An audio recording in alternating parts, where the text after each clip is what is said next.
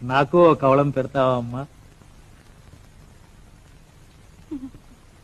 ఇంటికో ముద్ద అడుక్కు తిన్న గుడ్డి దాన్ని నన్ను ముష్టి అడుగుతున్నావు. ఎవరు నాయనా నువ్వు? నేను ముష్టి వాళ్ళలో ముష్టివాణ్ణి తల్లి. ఆకలవుతుంది.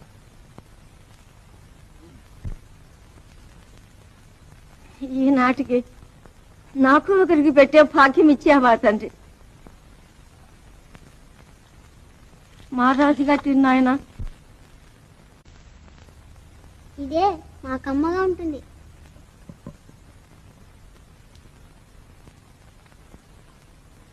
రామా, నువ్వు కూడా తిను.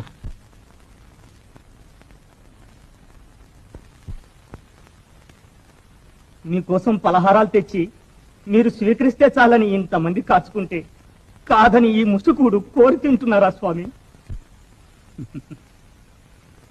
ఆ పలహారాలు నేను తింటే వారికి ఐశ్వర్యం కలుగుతుందనే ఆశతో తెచ్చారు గాని నా మీద కనికరంతో అభిరామ్.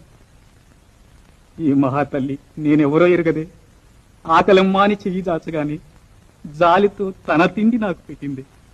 ఇది ముష్టి కూడా అభిరామ్, అమృతం కాదు. ముష్టివాడు అనుకున్నానే.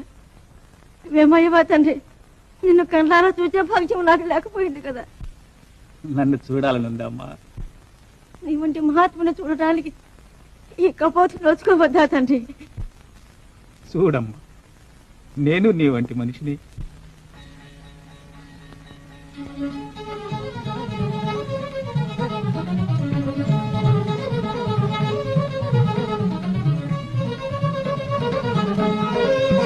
కనపడుతున్నానమ్మా?